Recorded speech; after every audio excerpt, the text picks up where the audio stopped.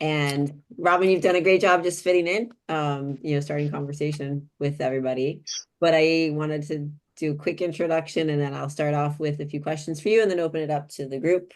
We do these Ask Me Anythings with everyone that comes to join us, just so we can get to know them a little better.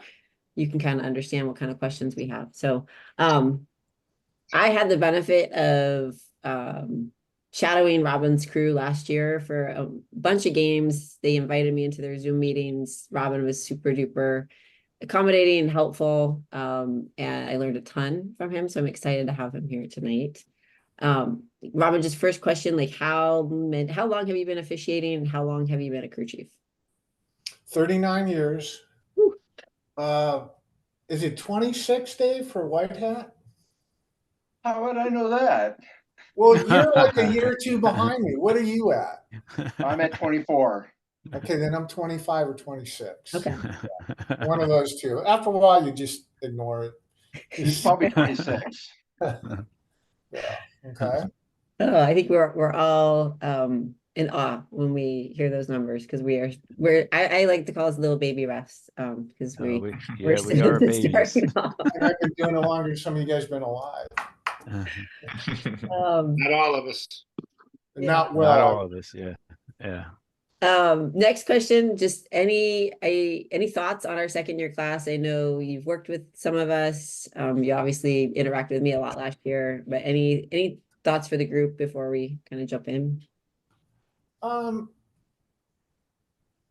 My initial impression is a very strong class. I've been impressed. I think I probably worked with 4 or 5 of you already, and the questions that you ask, I'm very impressed with. The meetings that you guys are doing, I think it's fantastic. The one thing that I can offer cautionary advice is don't let people push you too quickly. I think Dave knows, we've had some good young officials, and right away they're throwing them into stuff, and they weren't ready. And we lost some, some handle it, but make sure you have people like Dave that you can go to and say, I don't feel comfortable doing this, or they want me to do this. Mm-hmm. Now, you also got to know who's pushing you. Okay. So that's something that you got to know, but this is definitely one of our stronger second year classes in a long time. Yeah, I mean, we had a class, 78 or more in that class, just because of numbers was a really strong class, because you're going to get somebody good out of there, we hope. Yeah. So, okay. That's great food for thought. Because I know a lot of us are getting pushed into games, and so it's good to hear from somebody with as much experience as you that it's okay to push back on it or ask questions, try and learn as much as we can. I know Dave has been great at helping us all feel a little bit more comfortable with some of these assignments. We're lucky. So next up, speaking about pushing us into situations, we are all going to be draft eligible next year. And so as we're starting to work these games that we're getting assigned, what are some of the things that you think we should be focusing on because a lot of us are learning new positions. We mostly had linesman and umpire last year. A few of us got some line judge, so we're working line judge and back judge now. So any advice on this and what we should be focusing on as we start doing this? I think, and that's why I want to talk communication on the field or during the week. It's the communications. Mm-hmm. That communication dictates the pace of the game. It dictates how the relationship between the officials and the sideline is. Mm-hmm. It just gives us an idea. I mean, I had a second-year guy come up to me a week ago, and he tells me, I'm a second year. Always, if you're not familiar with White Hat, he's a varsity White Hat, tell him you're a second year, because it doesn't distinguish you on our thing what you are. Okay. Well, he comes up to me, and I've been watching him in the game prior, and I'm like, God, this is his first time on the field. I mean, it was horrible. And he Mm. tells me, well, I'm a second year, but you're going to think I'm a first year. Mm. Well, that just tells me he's done. And Malik, were you with me on that game? Malik. Malik. Yes, sir. Yes, I was. Okay. Yes. Sorry. Yeah. I was writing down what you were talking about. Yeah. Some So, notes, rather. I mean, that guy was on my Yeah. do not draft list immediately. Because if he's Yes. not willing, Yeah. if he's telling me at this point in the season, well, and we switched him. I switched him from head linesman to line judge. I don't really this. Well, you should be in the mechanics manual. Okay. So I want you to know the mechanics. You're going to get the experience. No matter how much you know the rules, it's the experience that's going to count. Just like Dave just described that kick play. Well, even with experienced officials, they weren't prepared for that because they weren't doing their pre-snap thing. Punt, I got to be looking this, and this. And then when Dave asked them, so Dave's going, I'm screwed. I'm screwed. And Dave had one play last year. There's nothing Dave could do because he has to depend on the crew. And it was 12 men on the field called by two very good officials. And the guy that knew what the correct call was didn't say anything till what? In the showers or at the dinner? At the dinner, and Matt Starr looked it up on YouTube at the dinner table, and Matt goes, all you said was, fuck, Dave, there was only 11 guys. And I think our attitude, mine, Matt, I still talk about that play still leaves a bad taste in my mouth. And I went home. When I went home, I live in Elsinore. I freaking Matt called me on the way home, and we just talked about that. And how could we have screwed that up so bad? Mm-hmm. And they're still talking about that play. Don talked about it in the second year class. And what was the cause of it? Communication. Mm. Okay. All right. Because Right. nothing you can tell the coach when he knows damn well, I only had 11 men on that field. Okay. So that's why I think communication, work on your communication, the consistency. We'll go over that, once I start talking, but yeah. And don't be afraid. And you know this, Katie, we were open to any questions you had last year. It was great. You got to get to know the association, got to know who the people you want to have mentor you, who you want to emulate. And there are a percentage you don't want to have anything to do with. They're going to try to offer you advice and be respectful, but no. Yeah. Mm-hmm. Very cool. All right. I have one more and then I'm gonna open it up. Along the lines of draft, what are you, as a crew chief, what are you looking for when you are drafting someone? You already just told us you got, someone you scratched from this response, but. Okay, with the crew that you saw, I mean, if they ask you how I draft, if you ask other crew chiefs, probably in the last 10 or 15 years, I draft young officials because that's part of what I do for the association is coach up the young officials. Sometimes I need to take a break from that because sometimes we don't get the best of games. Means the hard coaches and stuff.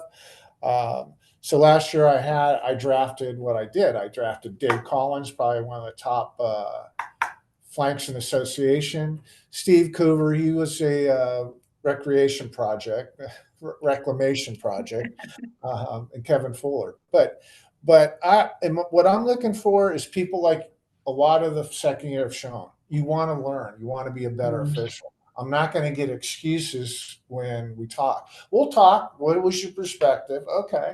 Well, maybe you want to look at it this way. So I'm looking at a veteran, possibly in the back judge, one other experience, and then maybe two young officials. So personally, I think second year, a little inexperienced to work back judge.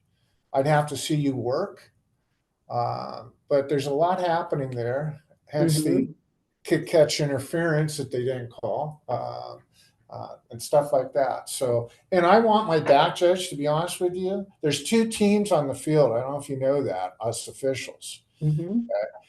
The back judge handles the flanks and the umpire handles me. Okay. Okay. Mm. All right. And I cannot possibly, as a white hat, and I think that's why Dave, Dave gave a perfect example of communications and the crew aspect. He's not looking over there. So there's no way that the white hat's going to know, was there someone in position? That's Mm. where the back judge comes in. Okay.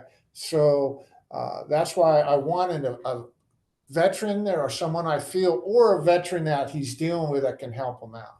That's why I want a veteran in that group, that crew, and then I can handle an umpire, but they're supposed to handle me. Okay. Okay. Mm. Sounds good. All right. Any other questions from the rest of you guys? Yeah, I got a couple. All right. You already worked with me. Right. Well, you answered a couple of them already for sure. Your pregame, you kind of mentioned your last one wasn't really that great because you guys were waiting to get in there, but your pregame, what is that like on Friday nights for you? Well, here's the problem with, we want these pre-games to be fantastic pre-games. But if you have a JV varsity doubleheader, basically can get in there, change your hat, change your shirt, and you got to head out. But if I have a real pregame, we're going to cover. I want you guys to basically come out of there prepared. What is the team? What predominantly does this team do? That's where the scouting report is important. But I want that sent out during the week so all can read it, because we may run into a situation where we're not going to have any time between games. And the JV game, they're going to run a watered down version of what we may have.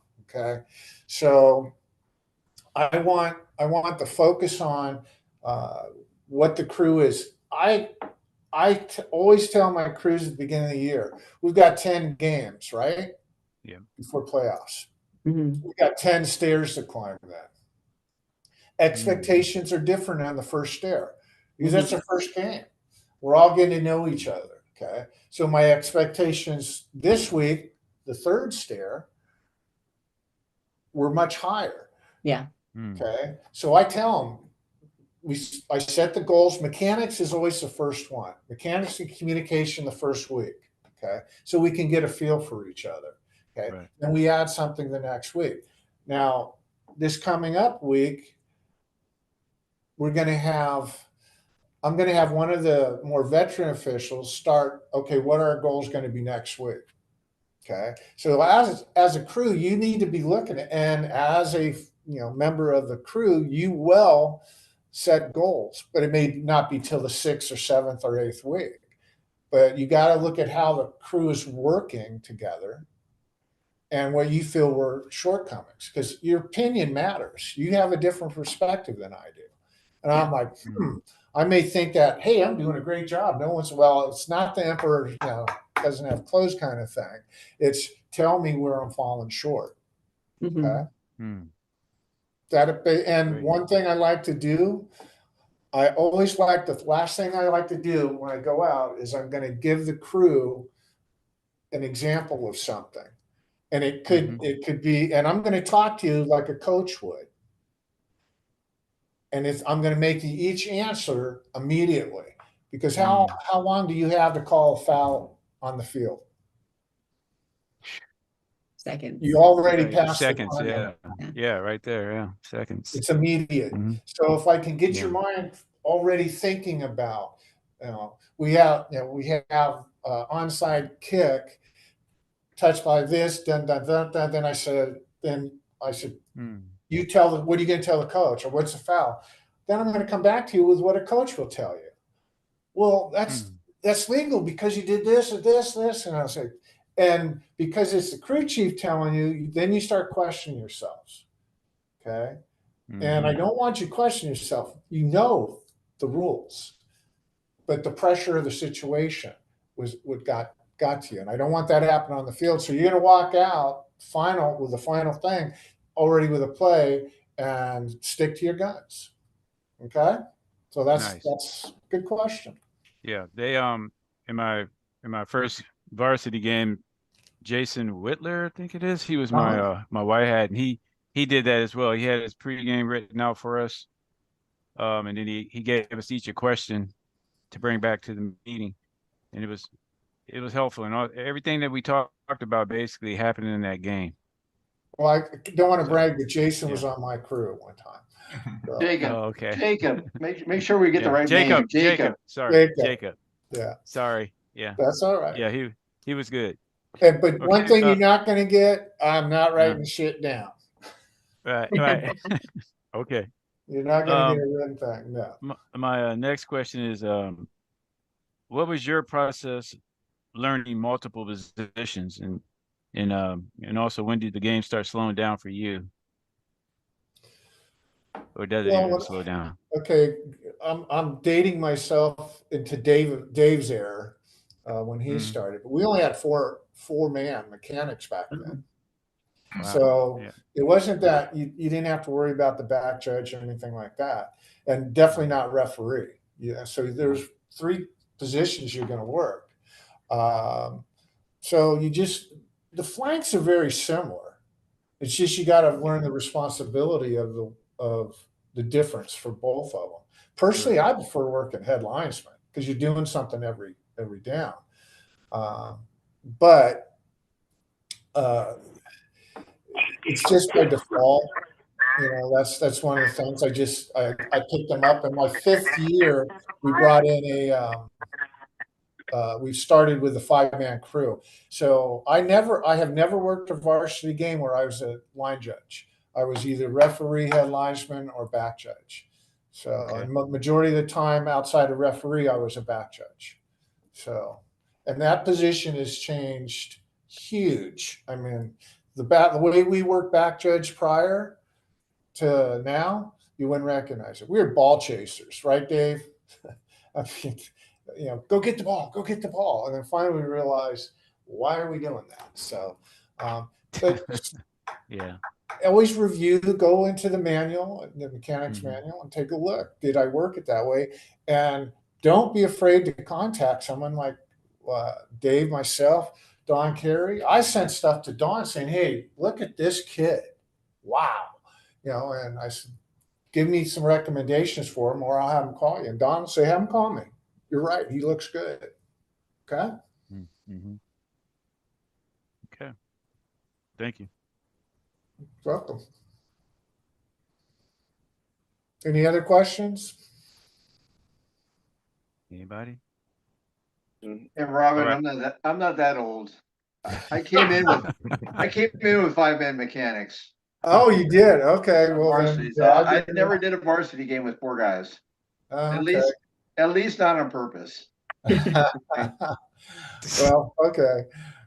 Yeah. No. Well, Actually, I was going to say, Robin, if I could ask a question, just Sure. kind of what we were talking about before, where Dave was making the comment about the flank or with the referee not ever having to talk to the coaches, and that's kind of a piece I've been trying to work on. I have a lot to work on, obviously, because Yeah. the rules. Even though I've heard I'll know the rules going into the game. At that moment, I'm like, and I'm like, oh, I was like, I need you to talk to him, But I guess my question really is about how many years did it take you where you kind of felt comfortable? Oh, yeah. And Matt, I still don't, to be honest with you, because it's who I'm working with makes me feel comfortable or not. If I was working with that guy that they're talking about earlier, I'm not comfortable in that game because he's going to cause issues and stuff. But for the game started slowing down probably when I started slowing down on the field, not physically, but mentally. And one of the things that I picked up from Dave, and this is why I said it doesn't matter if you're more veteran or not.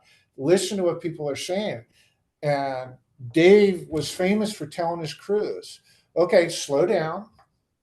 Okay. Then slow down again. Yeah. Slow down more.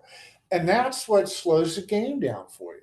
Because and that's why I try, if the white hat is exerting confidence out there and you can see he's calm, it should make you calm. And then when someone's reporting to me, okay, calm down, slow, take a breath, slow down.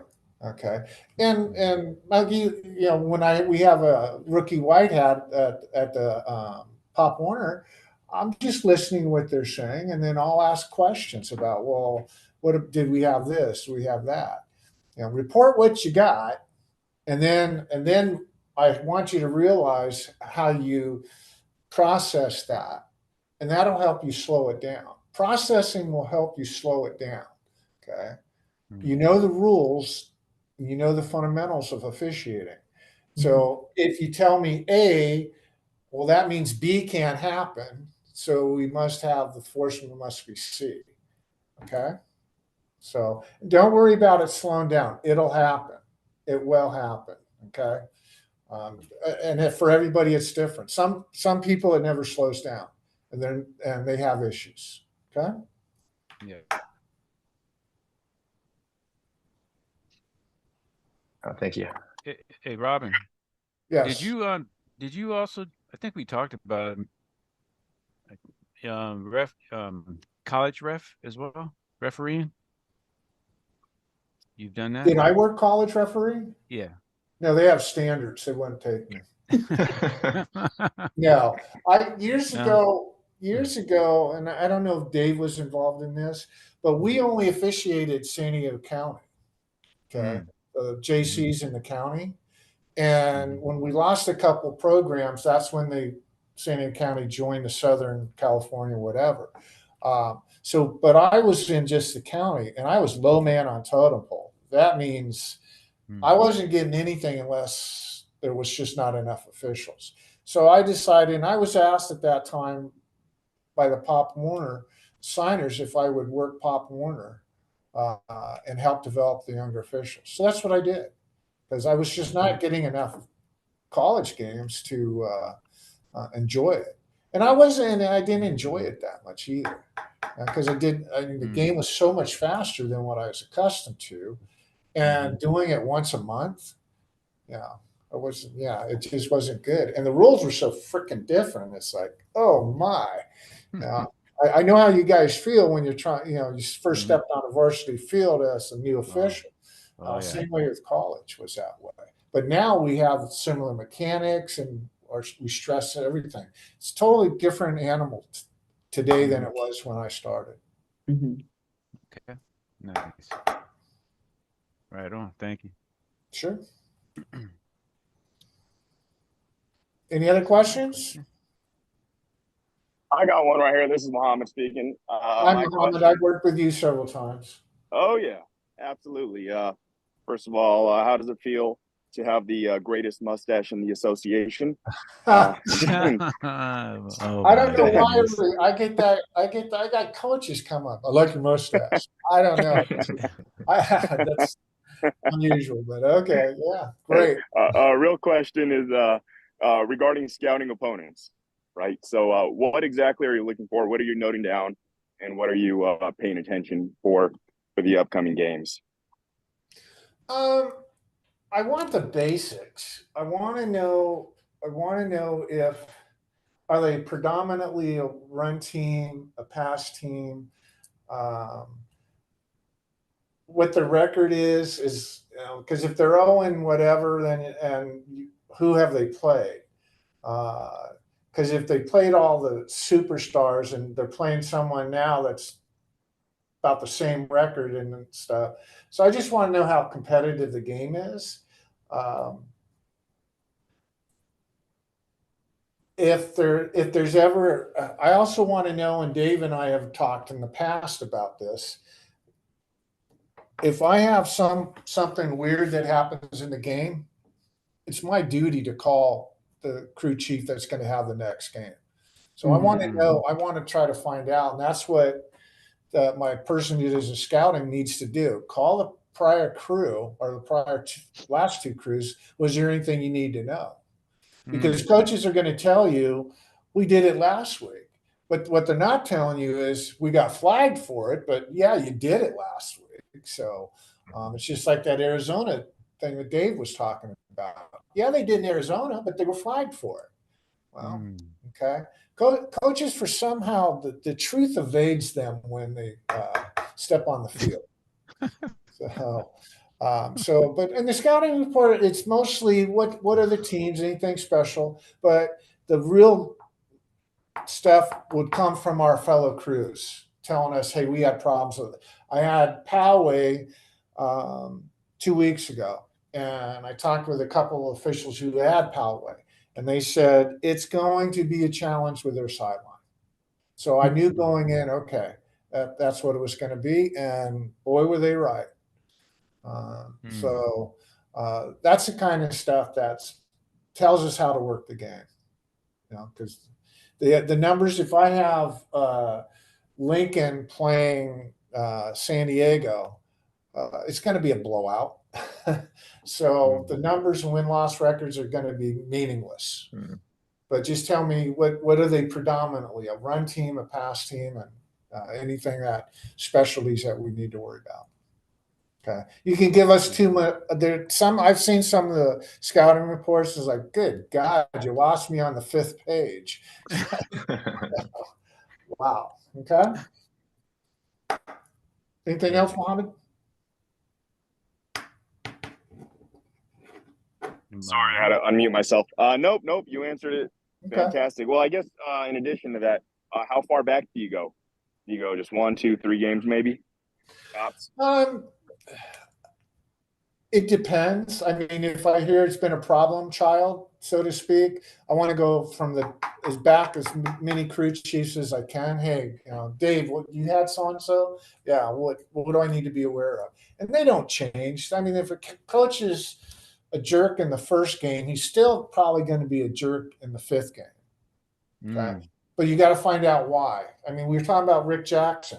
Rick Jackson likes me for whatever reason. He likes me.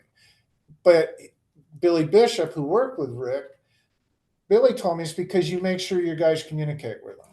He may not like your call, but you communicate with him.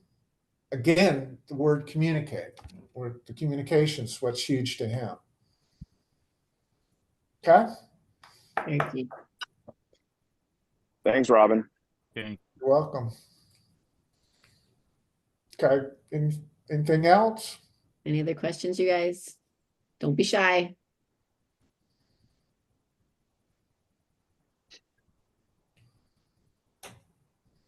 All right, I counted to 7 in my head. I think that's what you're supposed to do.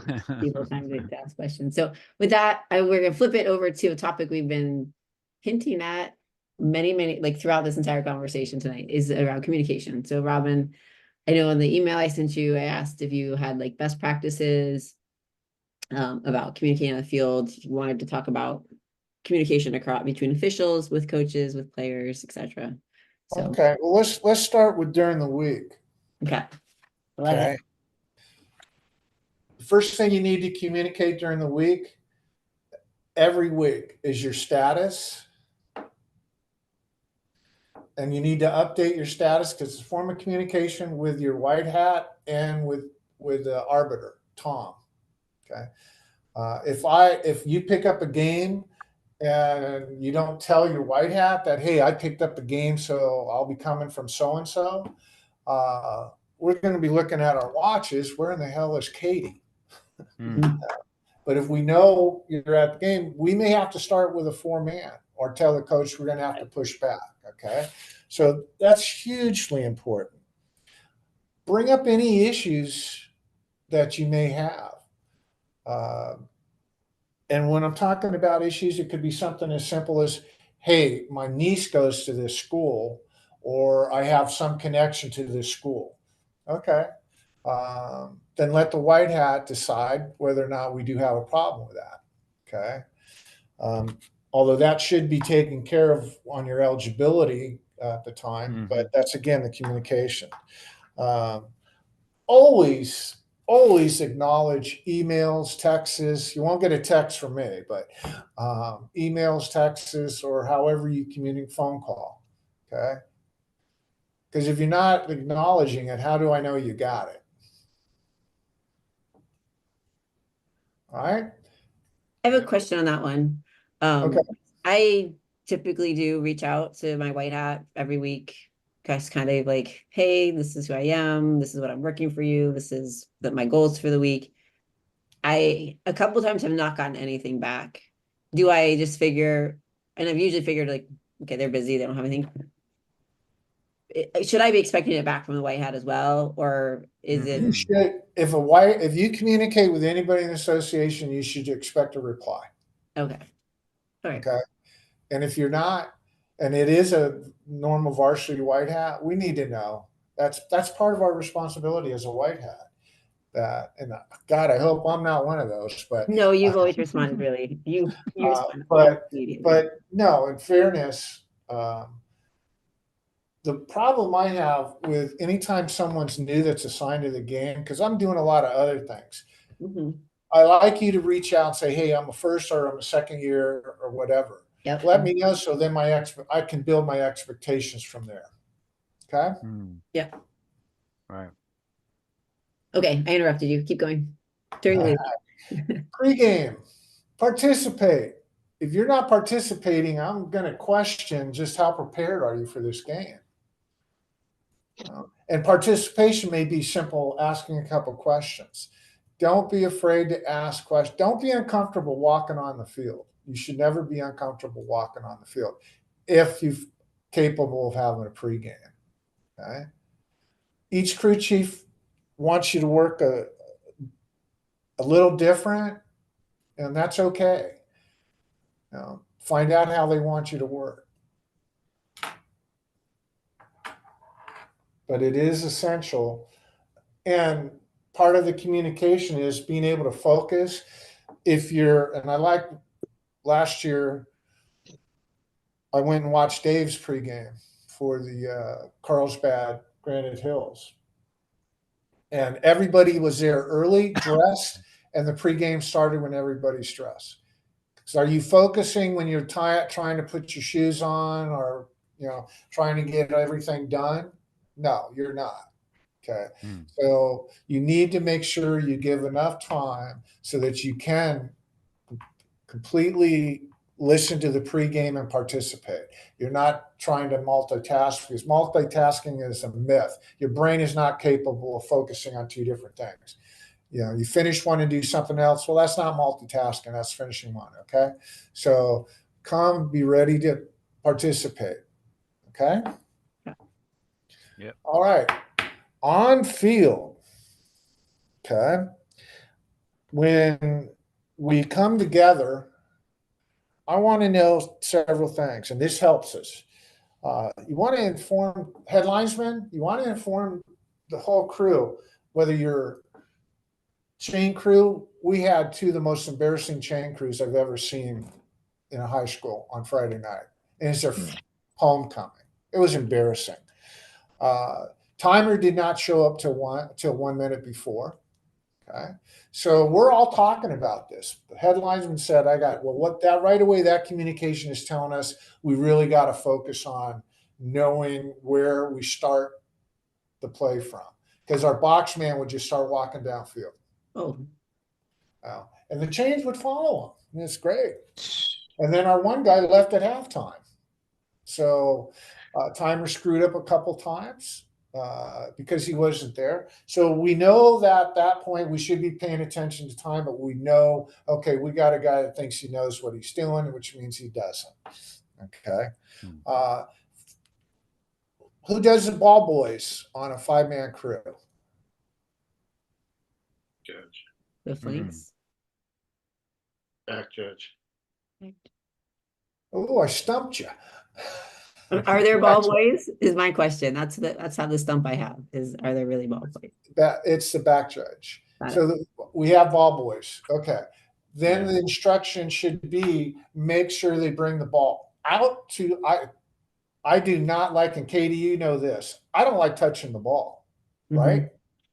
Okay. Bye, Jeff. So I want the ball boy to come all the way out to the umpire and then change your balls if we have to. So that's part, and that helps the game speed up. Okay. And I'm not about getting the game over quick. It's about a pace. Okay. The ball's got to be ready for them to do. Okay. So all of those things are, again, communication things. So the crew's ready. They know, do we have a good chain crew, timer, ball boys? All helps in the game. Okay. Hmm. Line judge. And I know a lot of line judges don't ask this question, but they should. Timer, how do we communicate with you if we need to make a change? Mm. Okay. I had to stand on the Madison sideline and tell Rick Jackson, your timer's screwing you. We need to do this on the time. And he just turned and went ballistic on the timer in front of everybody. But again, if we had the ability to go up, we could have told him. Okay. So that's essential.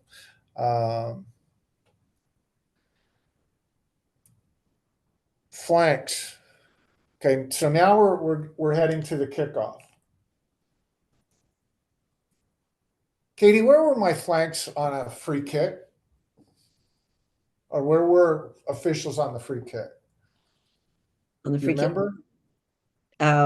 where they were supposed to be line wise, but they were 2 yards. They Okay. were off Do line. you remember where I had them? They are in the huddles. Oh, no, I don't remember that. Okay. If you're standing on the 50 and the 40 and there's nobody around you, what are you doing? You're Got it. officiating dead air, right? Yeah. The pace of the game. Okay. You get to the huddle, the closest official, get to the huddle. I don't care if it's your responsibility or not. Count the men. Coach, count your men. Don't tell them you're short or you're over. Coach, count your men. Okay. You hear a staccato whistle at 45 seconds from who gives the staccato whistle? Okay. Back judge. What's that tell you? Okay, coach, let's go. Push them out, push them out, push them out. Okay. Right. So we got the communication, nothing on radio, but you're communicating to the team. You're there. Your presence is there. You're pushing them out. Okay. At 1 minute, if we're kicking off at 7, we should be kicking off at 7. Okay. After kickoffs, after scores, it's the same thing. Back judge, you start your clock. Get up there. Go to the huddle.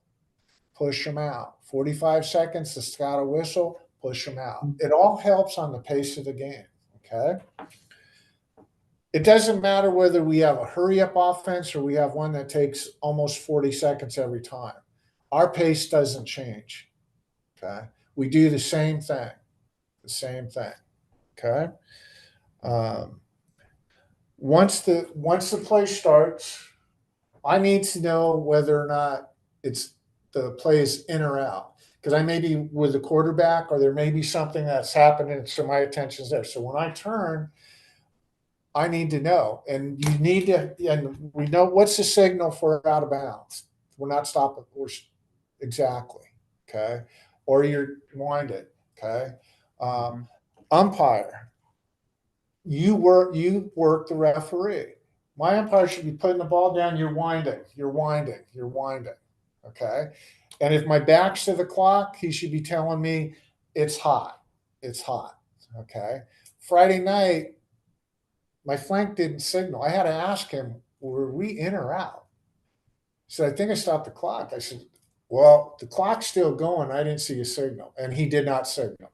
So he got a little caught up in the excitement because it was crunch time.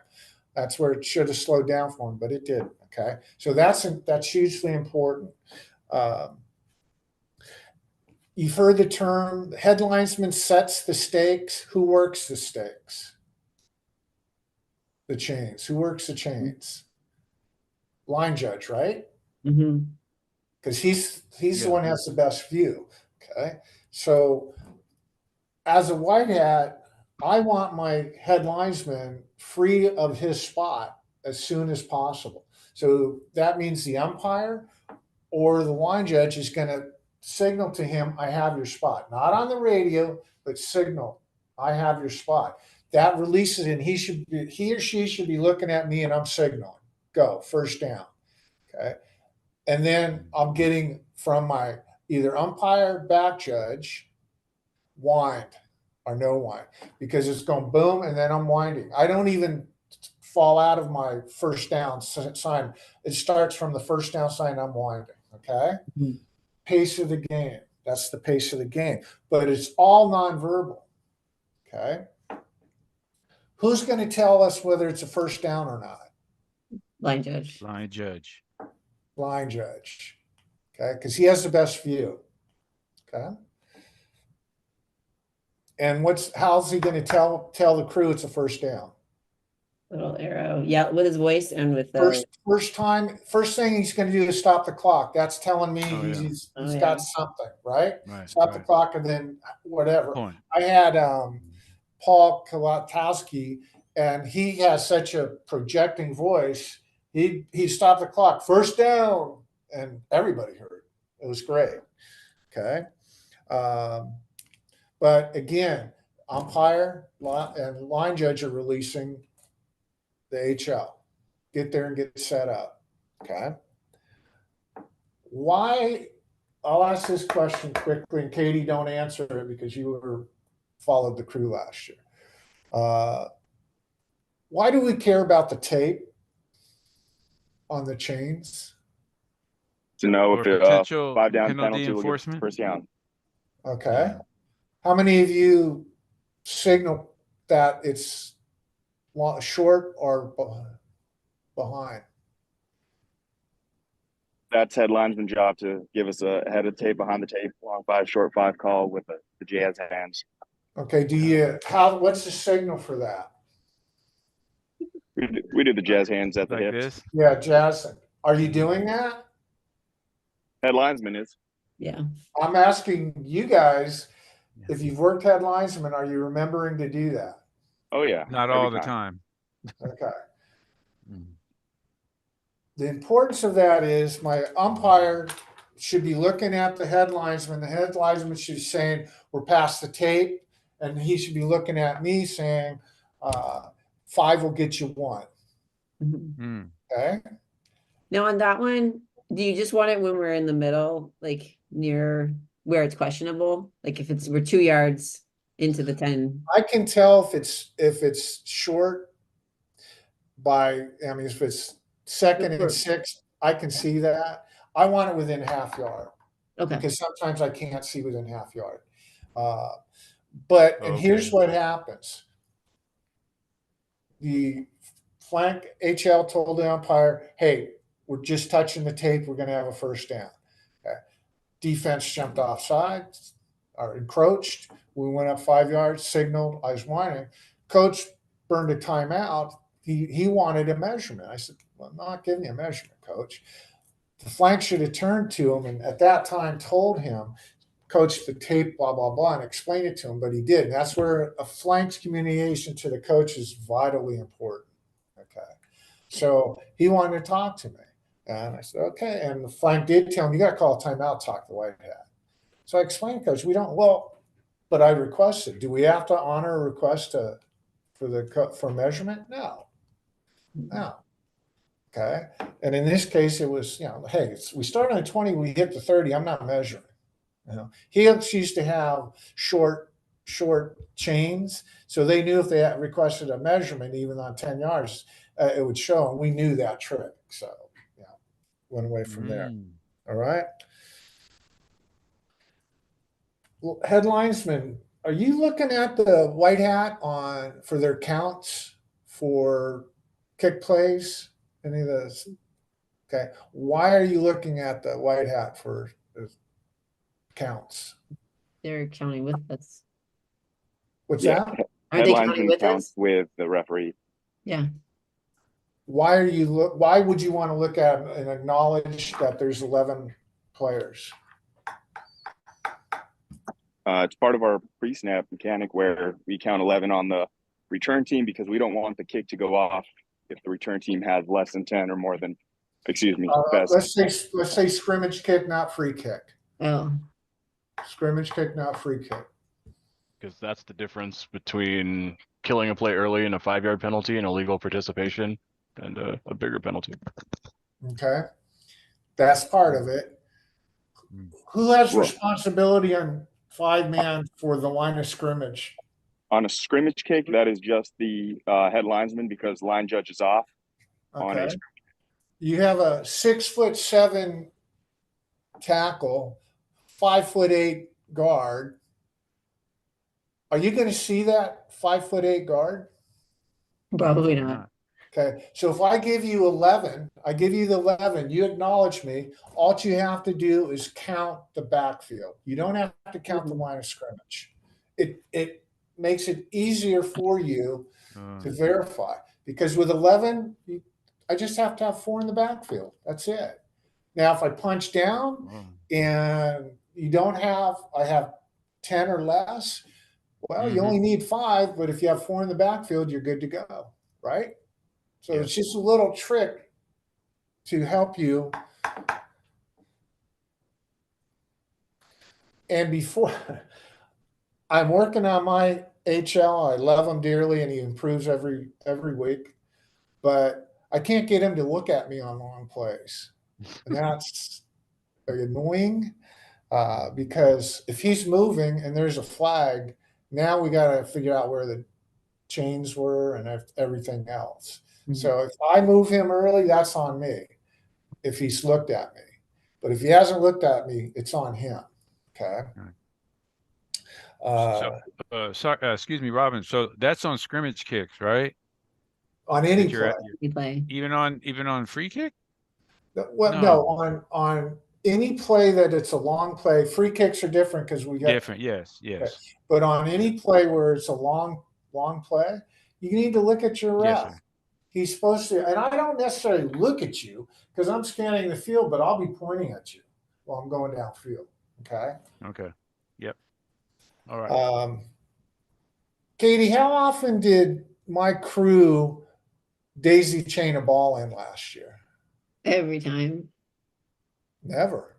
No, they didn't. I thought they went out and got it. No. We don't. Coover fought it, and then he realized how much he liked it. I would always tell the coaches in pregame, Coach, we need help from your receivers. They miss the ball, they got to retrieve it because the 40-second clock starts when it becomes dead. So we were always telling the players what? Go get the ball. Go get the ball. And who has the younger legs? And I got to tell you, I've seen some of you guys throw. Okay. We're better off having them come all the way in to the umpire, and it saves the umpire. I don't want my umpire running out 20 yards to get the ball. Yeah. Okay. So that's part of the community. Back judge, line judge, whatever.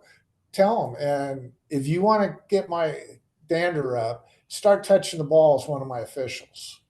Unless you absolutely have to, you don't. Because there's no, it really is frustrating when some hot dog receiver just drops a ball on a 40-yard pass and he just starts walking back. And take the damn ball with you. You missed it and stuff. And by the second or third quarter, trust me, they'll be picking it up, running it to you. Okay. So get in a habit of doing that. Now, there are some crew chiefs, I want the daisy chain. Well, fine. I don't. And Coover put that in as a mechanic this year for you to use. Once you use it, you'll love it. You are officials. You are not ball chasers, right? Okay. Okay. Fouls. When you call a foul, let's say line of scrimmage, administrative, encroachment, defense, come in at a 45-degree angle. You don't need to come all the way to me. Give me the signal point. Okay. If we do this right, you get back to your spot. I will signal to if you come in at the 45, before I even finish my signal or start my signal, the announcer most of the time will announce that we have offsides, they'll always call it, defense. That tells you you've done it right. Okay. If you run down the line of scrimmage, I can't always pick you up. Okay. And you know that, right, Katie? Because you're not the tallest. So you get lost in the players. And that's true of a lot of officials. And so the eye is designed to catch movement. Okay. So if you're moving, the announcer's going to you, the coaches are going to you, and you tell them what you have. Okay. And Coover was adamant that fouls are not reported over the radio. Right. Adamant about that. Okay. Which brings me to when you report the foul, slow down. This is what I was talking about. Dave used to say, slow down, then slow down again. Okay. So first thing you want to do is status the ball. Okay. We're in bounds, spot is correct. Okay. Or incomplete pass or completed pass ended up out of bounds. Okay. I have this, boom, boom. Okay. And then I may repeat it to you. So you're telling me you've got personal foul face mask. Okay. You got to remember to give me all the pertinent information because sometimes we have two different fouls. We have a face mask, but is it personal foul? Is it incidental? What is it? Okay. All right. So, but you should be talking just like we are now. Okay. Just like we are now. If you catch yourself talking faster than this or your normal speech, then means you're too excited. That's when the game slows down for you. Okay. You talk about that's little things you can do to help slow the game down for you. Okay. And as a crew, you are not paid to make a call on every play. Okay. So whether or not Malik has a good call or not, I may not know because that's his zone of responsibility is different than mine. Right. But you are paid to have an opinion on every enforcement. Okay. So if we're mismarking, I mean, when they change the rules, that's when we tend to screw up. They changed offensive holding behind the basic spot. We used to go from where? The spot of the foul, right? Mm-hmm. Now where do we go from? Previous spot. Previous spot. Now, people that are a little slow like myself, I may go from the spot of the foul. You should have no problem stepping up, either going on the mic and saying, isn't that a new one where we go from the previous spot? Okay. If you let that go, just like the guy did for David, he screwed Dave on that game because he knew the call was wrong and he didn't correct it. That doesn't help anybody. Okay. He was paid not to make that call per se, but he's paid to get it right. Okay. The enforcement correct. Okay. Now this is something that you can try and you can recommend to, and Coover came up with this with David last year. The problem with David is he talks so damn loud that we couldn't understand him. But when you're reporting, push your button on your radio. So when you're talking to me, everybody's hearing it on the crew, and then your opposite can report to his coach what it is. Then we don't have to do a double thing. Okay. All right. Question on that, since a lot of us are working with different white hats every week, is that something we would confirm in pregame? Just say, do you want us to open our mic when we're reporting fouls? Yeah, ask them. And they may find, I think the people who are resistant to it, they just have a certain way and they don't want to, and it just messes with the way they run the game. I respect that. Mm-hmm. Others will, yeah, that's a good idea. Okay. But half my crew does it and the other half, your mic on? Okay. So, let's see, what else was there here? Okay, communicating with the coaches. Oh, lovely. I can still hear my coach from 2 weeks ago in my ear. You want to establish early in the game that you're a competent professional. So how do you do that? Well, come up with your opposing flank, go up and introduce yourself to each sideline. Mm-hmm. David and Steve did that last year. And it would be Katie, you would go with Brady and say, I'm on your sideline, coach, because you're the one, you introduce yourself. Here's the card. But Brady's my opposite. If there's a problem that you're having with the other team, you let me know. I'll communicate with him, and vice versa. Okay. And coaches are like, oh, okay. Then you go, and then Brady would introduce you and himself to his sideline. Okay. All right. We like to warn on administrative stuff, formations, things like that, right? Okay. Yeah. So tell the coach, come here, look at your formation. Who's supposed to be on? I have no idea who's supposed to be on the line of scrimmage. Okay. So you're gaining points with them, telling them, hey, you need to fix it. Okay. But we only let them do that a couple times, right? Before we have to flag it. Okay. When you have a timeout, are you reporting your team's timeouts and the other team's timeouts, or just your team's timeout? Both. You should immediately say both. You should know, coach, you have 2 timeouts, they have 3. Okay. If on our timeouts, even though it's our timeout, just remind the coach, you have 2, they have 3, something like that. And you should be by one of the team's huddles and tell the coach, when the player stands up, we're pushing you out. We want you out onto the field. Not until he walks off. Okay. But when he stands up, then push him out. Push him out. Okay. Again, it goes to the pace of the game. Okay.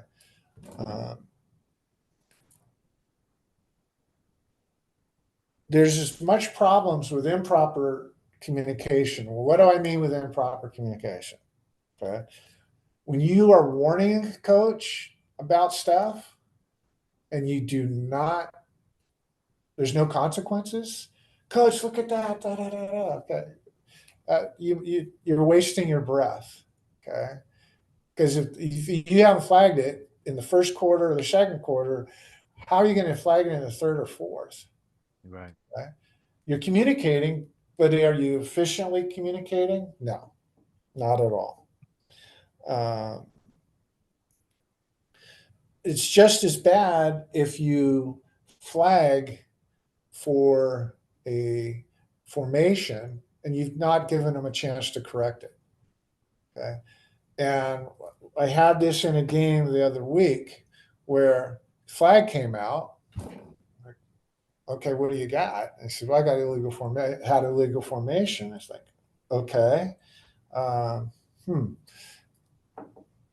That's a live ball foul. But the thing was, the flank I had to explain to him is you need to at least tell the umpire or the referee, hey, can you move 78 up? He is way in the backfield. Then my question would be, when you throw the flag, you never told us, but just at least tell the coach. Well, no. Well, we don't want that. Give them an opportunity to correct the issue.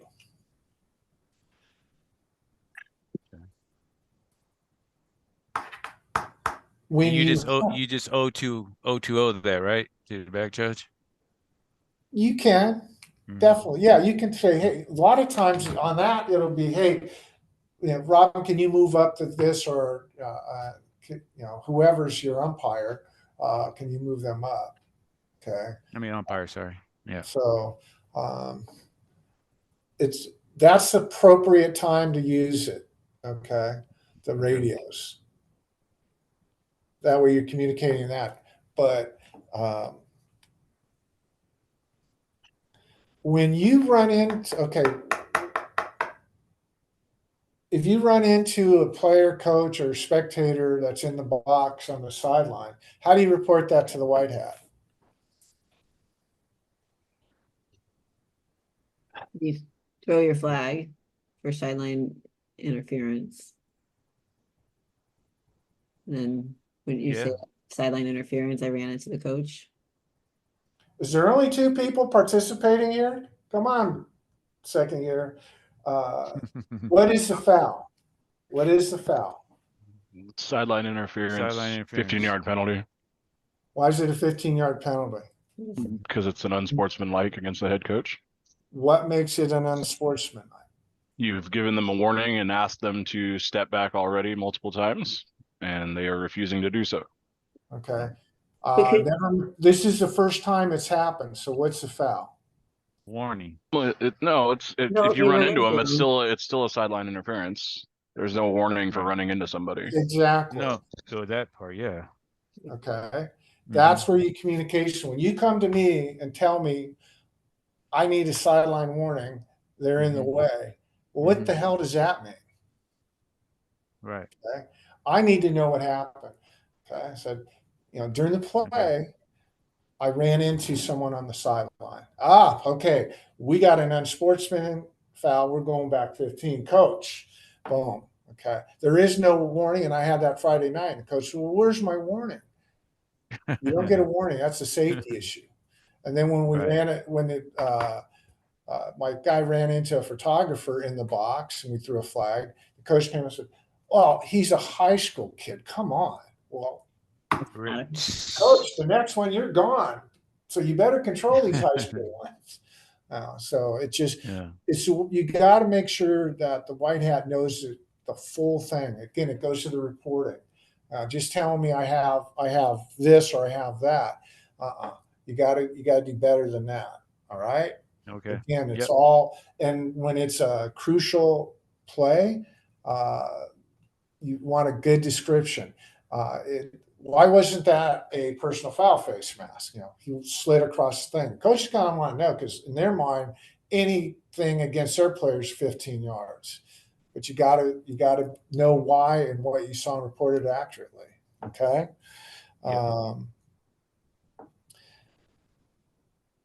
Do not warn on personal fouls. You know what I'm talking about? Hey, you were late on that. Okay. Well, that's a safety issue, is it not? Yes. Okay. So what makes it where team A you gave a warning to, now you got to flag team B, but you didn't give them a warning. And it really doesn't look a lot different to either one. Okay. So that's the thing is you flag personal fouls. Okay. Yes. And years ago, I was on Steve Coover's crew, and that would get you crucified if you caught you warning a team about, hey, you can't do that. No, you can't do that, and it's a foul. Okay. All right. Now there's times to warn, and one of the biggest things that I don't think a lot of officials realize, even some of the veterans, is you communicate with a team with your presence. So if I'm standing on the sideline and I got a couple people out there starting to get into it, if I just stand there and blow my whistle, I'm communicating that I'm not involved. But if you go into there and you're there immediately, your presence, show the stripes, okay? Umpires, you should be back judges. You should be talking, hey, number 55, great play. Okay.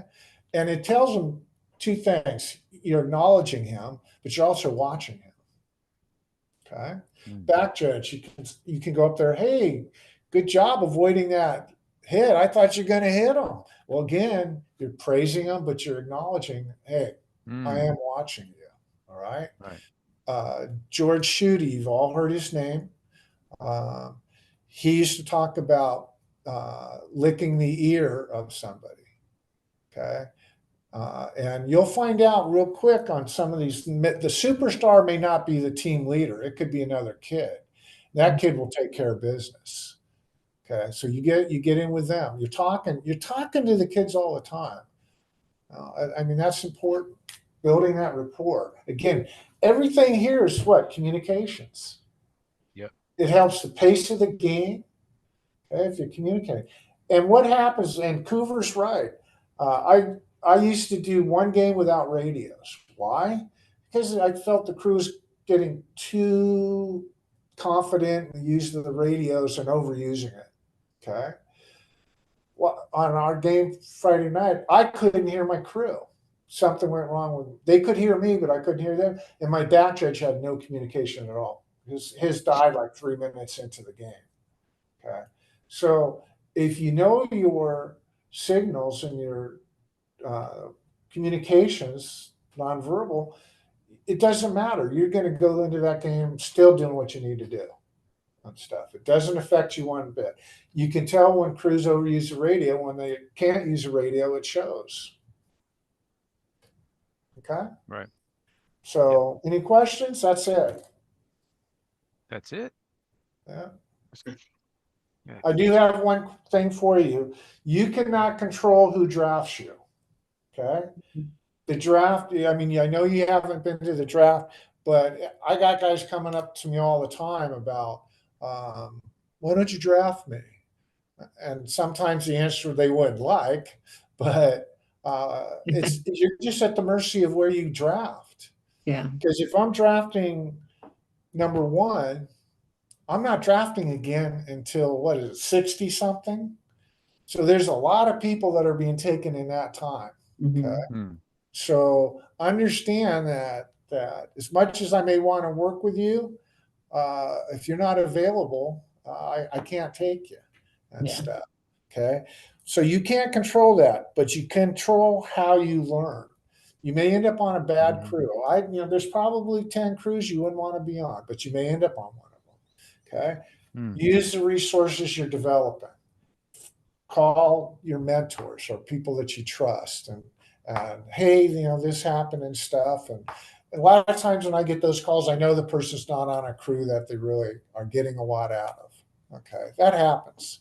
Okay. But you still can learn a lot. And what some things you'll learn is, hey, I really flourished under this crew chief because this is what he did. Okay. Or he didn't communicate this way. And so I always want my crews to be brutally honest with me. How could I improve? How could I help you more this year? And of course I do tell them, now remind you guys, I haven't done my playoff selection yet, recommendations, or given you your final rating. So how could I help you? But you're only stuck on a bad crew 1 year, because the next year you have a chance of getting on a good crew. Okay? Yeah. And you're still on a football field Friday night. Yeah. True. It's always something to learn, for sure. Yeah. Katie, you saw the differences last year on the different crews that you worked with and you followed. And there was a lot of different personalities on those crews. They all had kind of a different vibe. And a bunch of these guys shadowed as well, or worked with a bunch of different crews. So, but yeah, everyone got a different vibe and different energy. Some are way more serious, some are more relaxed and have fun. I don't think I picked a bad crew to shadow, so I'm not sure what that looks like.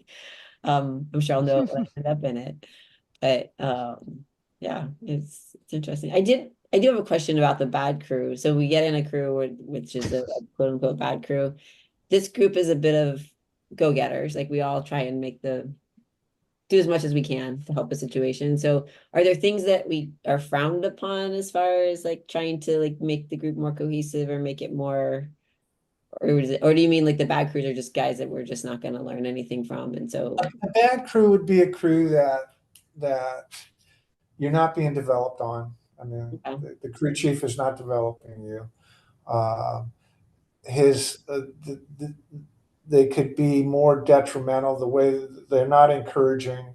We're all going to make mistakes, but how we correct those mistakes. I know Dave and I, hey, I know this, but you've got to, look at it this way. We try to find out why you did what you did, and give you an alternative to that. Okay. Some are, you got to know what you're doing. I mean, I can't babysit you. Yeah. And we have crew chiefs like that, and we try to weed them out as best that we can. Don't argue with them. It doesn't help you at all. They have the ultimate say.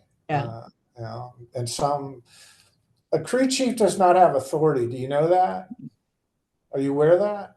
You don't have authority? What do you mean by We do that? not have authority. Well, they don't give us authority. They give us responsibility. Mm, And if you don't know the difference between the two, you never be a crew chief. Okay? yeah. Because David's my responsibility is to develop you guys, to make the association better. Mhm. Can we do that with if we believe we have authority? No. No, that's an ego thing. Yeah. Okay. The rule book gives us authority to enact the rules, enforce the rules. Okay. The association gives us a responsibility as a crew chief to develop our younger officials and our crews. Okay. So that's a big difference. Okay.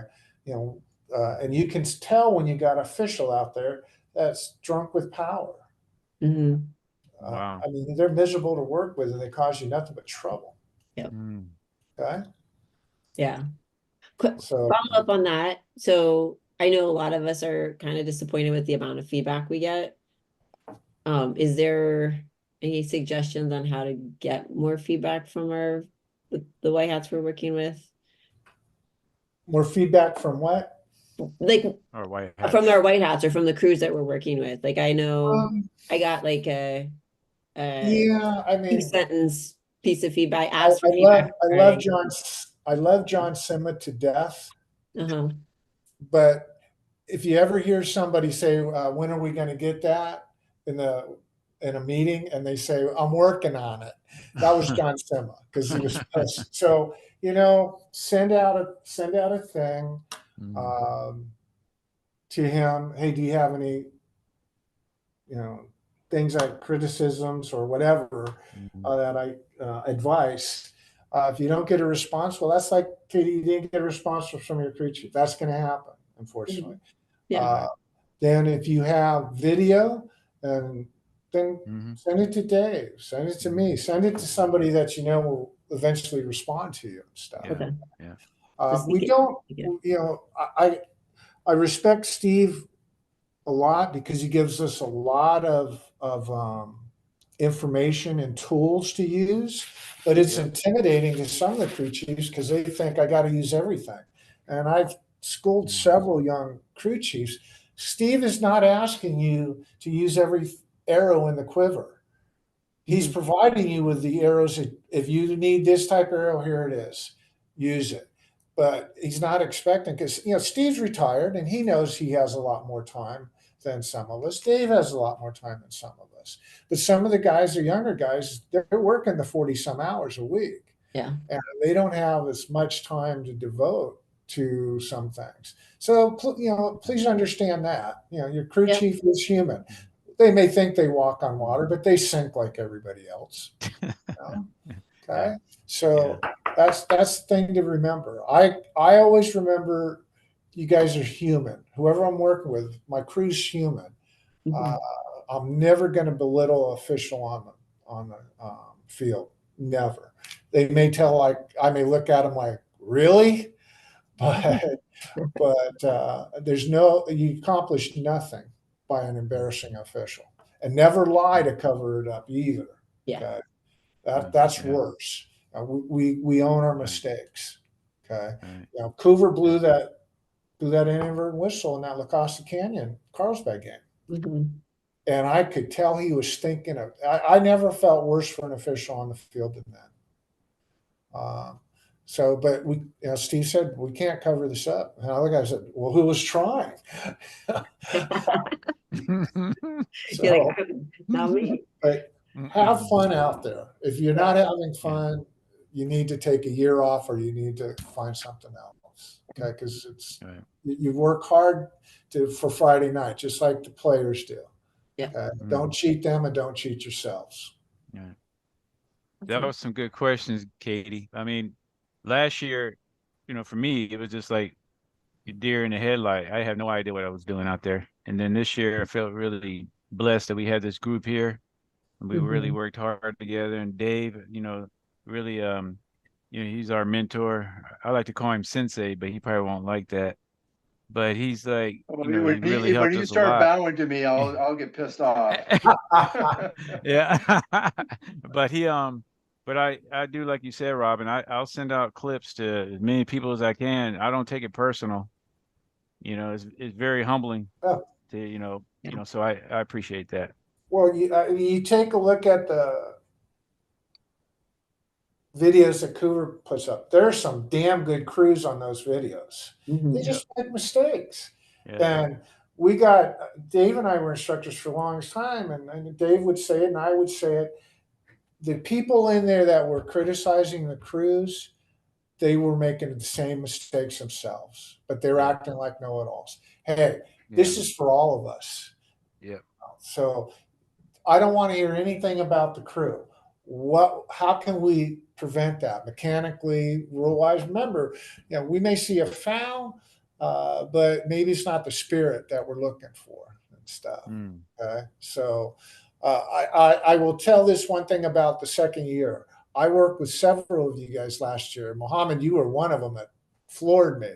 You're a what? You're a first-year official? I don't know if you remember that, but we were at Torrey Pines. And I was like, damn. That's when I started asking you, what's your background for football? Because Katie, I already knew about you because you followed the association. But so that's the biggest compliment I can pay to a first or second year official. And then if I hear you're a 10-year official, I'm like, ooh, boy. Dave and there's a couple in the association that I say they don't get drafted, but they want to know why. Well, look at your video. It's horrible. So, well, I've taken up enough of your time. Any questions or anything? You did great. Thank you. I'm going to say one thing. I'm going to say one thing about communication real quick with Robin. And just to let you guys know, the crew chiefs do a lot of talking. Robin and I do a lot of talking in the off season. We do a lot of talking during the season. And Matt, Star. So there's like 5 guys that do, and we trade plays in our games with each other. I know Rob has warned me about a couple of plays and so forth, but just to let you guys know, the crew chiefs actually do talk during the season and off season. Just to let you guys know, and Robin helps me pick my crew for next year. Every year he helps me pick my crew. So if you impress Robin, there's a good chance that I'll draft you on his word. So always be impressed with always talk to us. Yeah. And make sure you write my name correctly on the check when you send me the bribe money. But no, in all seriousness, Dave's right. I mean, 2 of the guys on my crew are from Dave's crew last year. I asked him, hey, what about this one? He goes, oh yeah, this is what he needs to work on though. So yeah, I mean, we have an NFW list. No effing way would I ever draft that official. Okay. And that you never want to be on that list. That guy that you were talking about earlier, that's a know-it-all, he's always on those NFW. And there are probably 6 crew chiefs in this association that they'll look at who was on Dave Garza's crew, who was on Robin House's crew, who was on this crew, and that is your goal. And they draft because we work with so many people, and they know that they're brought up to standard. Now, if they come to us and say, "Would you draft them again?" No, then you're probably not going to get drafted. But I don't see that issue with you guys. You'll be on a crew next year, definitely, and stuff. And don't get caught up in this. Well, I want to be a back judge. I want to be this. I want to be that.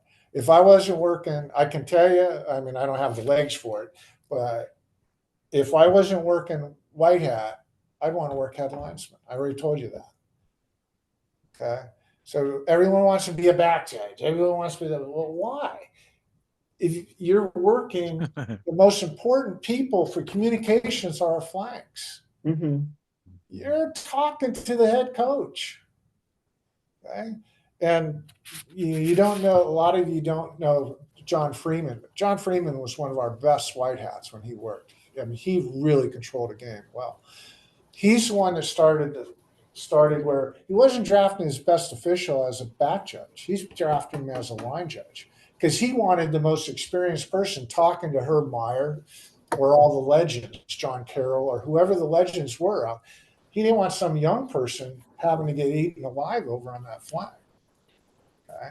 So find a spot that you really like and own it. Just own it and stuff. And if we feel, hey, you'll be better off at a back judge, well, okay. But if you're the best, who was the one that was forever, Dave,